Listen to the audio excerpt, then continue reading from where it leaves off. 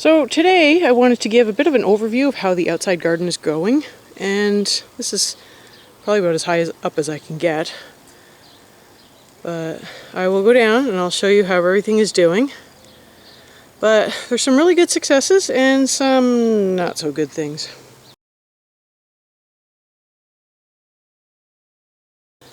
Welcome back. If you're new here, I'm Kathryn. I'm the Aerogarden Homesteader. I do homesteading inside and outside. And today it's all about the outside garden. So, success. I actually got broccoli to grow. And I harvested this one and it's starting to put out some side shoots, so that's awesome. Tomatoes are doing really well. Now, when I planted this garden, I purposely planted the tomatoes in the middle because I hoped that they would shade out some of the cooler weather crops. And kind of worked. So the cabbage is doing well, it's getting some shade, but it's also getting eaten. The other problem though is that I did plant some stuff underneath, so I don't know if you can see the basil there. So that's supposed to help shade the basil as well. It's doing okay, but there is pepper plants in here somewhere. And I don't see them. Oh, no, I do see them. I see one. So I have a really hard time growing pepper plants. That tiny little thing down there is a pepper plant. Oh, there we go. I think I can see it. Yeah, it's not doing well. Tomatoes are doing awesome. I don't have any problems with tomatoes. Apparently, I don't have any problem with nasturtium. I do have problems with brassicas because the slugs love them. And I don't know if there's actually slugs in this bed or if it's something else. And sadly, I don't know what happened, but my garlic I just got back from a trip and this is what I came back to. It's really rather sad. So I don't know if I leave these like this, if they will germinate again in the fall and then start growing again. Guess we will find out. And this is the first time I have ever really tried to grow a lot of dill. And it is doing amazing. So this is also my first time trying to grow more than just one or two pie pumpkins. And I don't normally have a lot of success with the pumpkins, but these ones are doing really well. So this one here, this is a male flower. I've got it trained going up through the trellis here. I did lose a female one, but it's okay. Sometimes it just takes them a little time. And over here, this one, I do believe that this one here, try to shade it for you so you can see it, got pollinated. So I think that one's been pollinated. And then I don't see any other ones that have been pollinated yet, but it's still early. So these ones seem to be doing well. I see some more female flowers coming in, and this one needs to be picked up off the ground and retrained back into the trellis. And basically what I do is I just feed it through until it catches, and then sometimes I'll feed it through the other way. Now you have to be delicate with it because it does have there's like these little spikes on here and it can be really rough on the hands. I normally try to do that with gloves. The potatoes are doing well. In fact, it's over here. This potato is actually flowering. So you have to be careful with potatoes. You don't actually want them to produce fruit because the fruit is toxic. But that's pretty cool. Pepper plants are doing well. I do actually need to, oh, this one died, but these two are doing well. I do need to move them to bigger pots because I think these pots are too small for them now, and bigger pots will also give them a better water storage capacity, kind of like the ones that these potatoes are in. My cucumber, I finally had a cucumber survive. All the rest of them died. This is the only one that made it. So, don't know what happened with that. And then on this other garden bed, so the cabbage is doing well. I did try putting down some diatomaceous earth in the hopes that would discourage whatever was eating it. It didn't seem to care. Parsley is doing well. I'm not a fan of parsley, so this is just here for sort of bug control. That's fine. Tomato plants are doing well. I think these ones are not the Romas. I think these are the Rio Grande. They're actually really nice. I don't know if you can see them. They're like a really long tomato, but it's supposed to be dry, like a paste tomato, like Romas are. More broccoli coming in, which is really cool. This one still hasn't produced, but that's fine. The one that was over here, I did harvest, so I took a picture of that, and it's pushing out some side shoots. And then this is actually not a Rio Grande, this is something else. I think this is one of the, it's either a beefsteak or a, what else did I plant? I don't remember. I don't remember planting too many slicers. Then I have been getting a lot of mustard seed. Like, I have been harvesting these and I have a lot. Not enough to make mustard, but certainly a lot I could start canning with. So again, this bed, I kind of did the same thing. I put the cool weather crops in the back. So that is the back there. And that is, so the sun's behind me. So then everything that's in the front here, or at least in the middle, was supposed to shade out the stuff in the back and help it sort of stay a little cooler. And then the stuff in the front here, so I didn't put any basil on. I put a little bit of basil, but not a lot of basil on this side, so that, you know, because the basil will go to seed when it's too hot. But mostly this was supposed to be the hotter weather crops, like the peppers and things, and, you know, it does what it does. You can't control weather.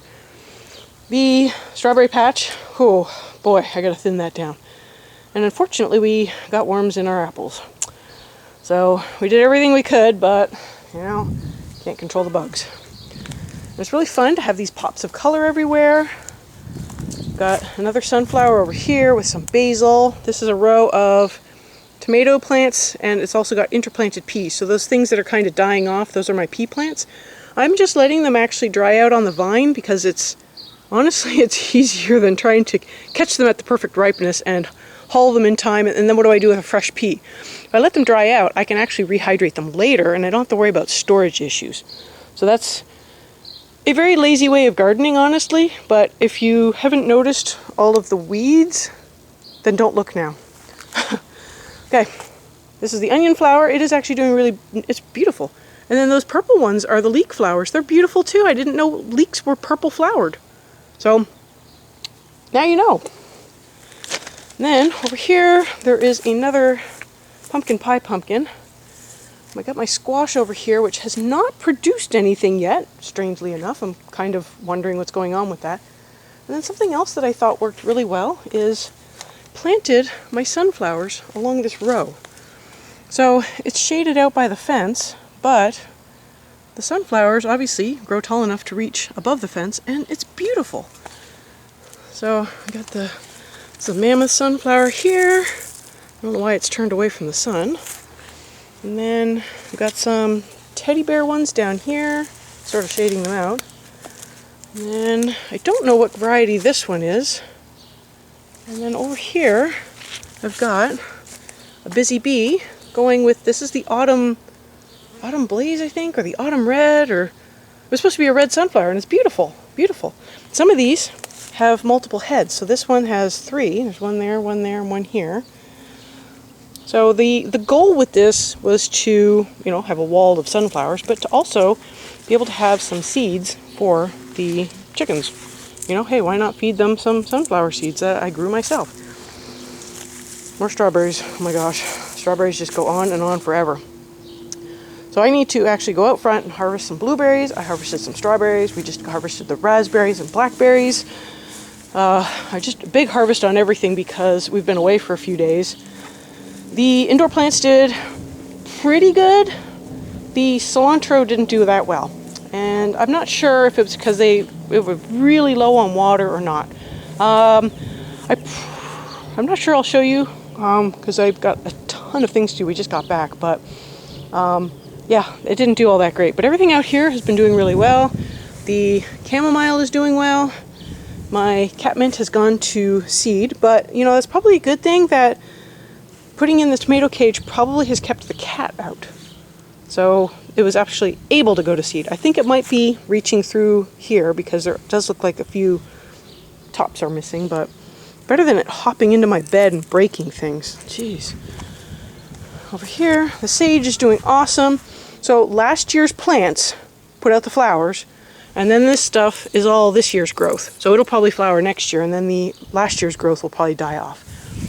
I have been harvesting some of the calendula, but I've also been leaving some of it to just produce seed so I can drop it for next year. So it does not look like it gets 100% pollinated. I don't know if you can see. There's a seed on the side here, I think, and then there's a couple of seeds in the middle. So part of it was I just didn't get to them in time, and some of it was we were just away. But see, they are putting out more flower heads, so that's good.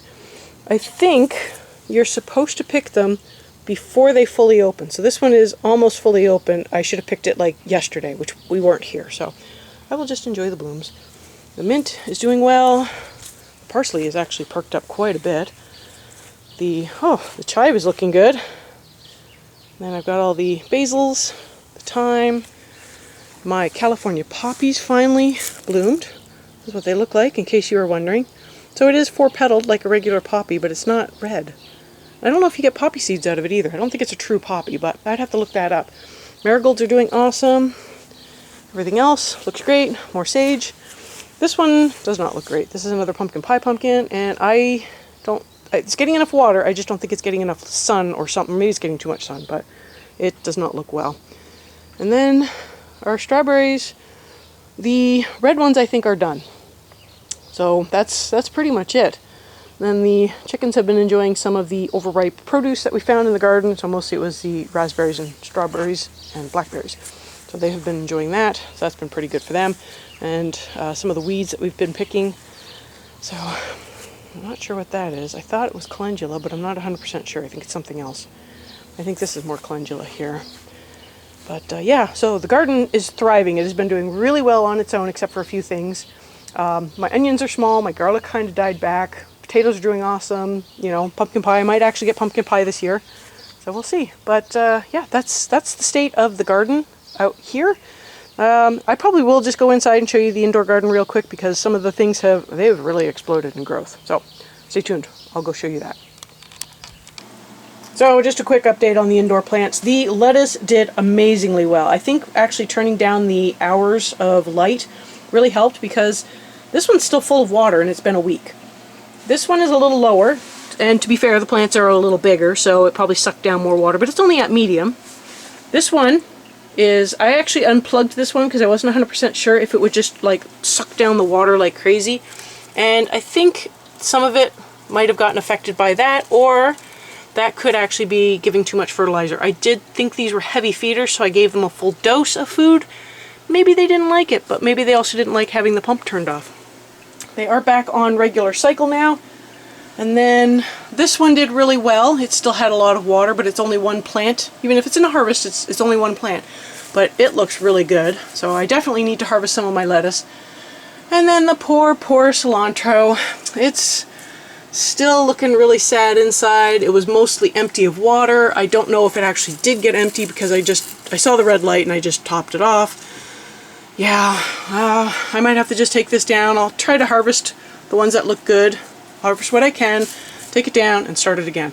But that seed starting method I showed you works awesome for cilantro. Cilantro is really hard to start, so now I don't feel so bad if I didn't get my cilantro to do stuff. I'll just start a new batch, and it's not as hard as it used to be. So cilantro did not like whatever I did to it. I don't know if it was because I overfed it, like 3/4 strength was too much for it.